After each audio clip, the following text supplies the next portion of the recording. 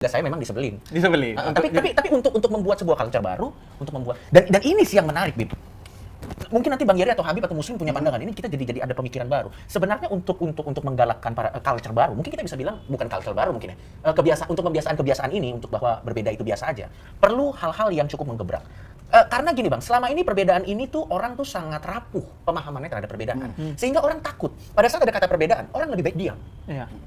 Iya kan, mereka takut sekali karena makna dari perbedaan, kata perbedaannya rapuh sekali. Mereka lebih baik diam. Karena ini diam. Tidak terjadi apa-apa. Tapi tetap mendem dan akhirnya prasangka. Jadi diamnya itu tuh jadi bola salju tuh. Jadi prasangka. Diam bukan damai tapi dalam hati. Iya, jadi prasangka. Nah, kan yang kita lakukan ini kan memang agak menembus batas, terus terang. Karena kita tidak diam. Ada bercandaan-bercandaan tertentu, mungkin buat beberapa orang dia kaget dengarnya. Tapi niatnya bukan untuk menghancurkan sesama lain. Itu menembus itu. Biar perbedaan ini nggak rapuh definisinya, tapi kuat gitu. Jadi perbedaan bukan karena diam, tapi karena memang sudah saling bicara dan saling menerima. Dan memang kita akuin acara ini memang tapi kita juga lihat crowd-nya juga. Tapi memang kita ada batas-batasnya itu. Dan itu dia betul kata Bang Yeri. Ada culture baru, ada sesuatu yang kita pengen bikin gitu. Ini contoh. Ini kan gue main sama lu berdua juga nih. Ya kan? Karena salah satu hal mahal yang dipunyai, meskipun masih dalam proses dan progres ya, komedi itu adalah kemampuan untuk tidak tersinggung yang di-maintain dan di-manage. Karena kan komedi. Sedangkan itu kayak miskin banget di hal-hal lain termasuk di religi. Iya juga. Jadi kalau misalnya stand up komedian sama rohaniawan, mana yang paling gampang tersinggung? Udah jelas jawabannya.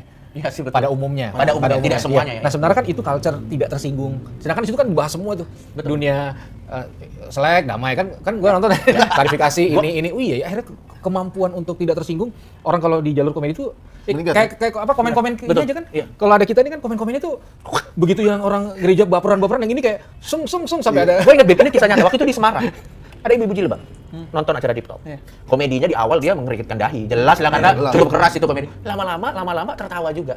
Luntur prasangkanya. Itu maksudnya yang kita tembus. Itu makanya itu kan culture. Jadi gini, kalau kita ngomong toleransi tapi orang-orang nggak diimun kemampuan tersinggungnya nggak ditolong, percuma. Karena ini yang mesti diberesin.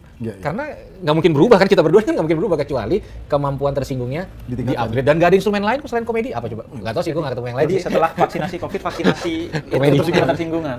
Iya sih. Jadi memang kuncinya memang kalau dalam Islam itu ta'aruf itu saling mengenal. Jadi saling mengenal, duduk, saling mengenal apa perbedaan kita. Udah udah saling kenal udah kita. Karena banyak seorang itu yang tersinggung karena nggak kenal. Betul. Ini sebuah cerita yang sangat unik nih. Nanti Bang Yeri tolong ceritakan tentang bagaimana Deep Talk itu menembus sebuah batas. Ceritain waktu nyokap lo ulang tahun. Iya, jadi nyokap ulang tahun kan. Terus bilang, "Yar, ini banyak banget nih teman mama yang ngasih selamat ulang tahun. Mama nggak kenal nih. Lu siapa? Nih ya, Rita 666, Agus 666, Alexander 666. Ini siapa ya?" Jelas afiliasinya kemana dong? Dan maksud gua untuk orang Kristen ya, Katolik ya? Katolik. Diselamatin sama orangnya 666 itu kan. Pengikut ente pasti gitu. Ya menurut ente, menurut antum.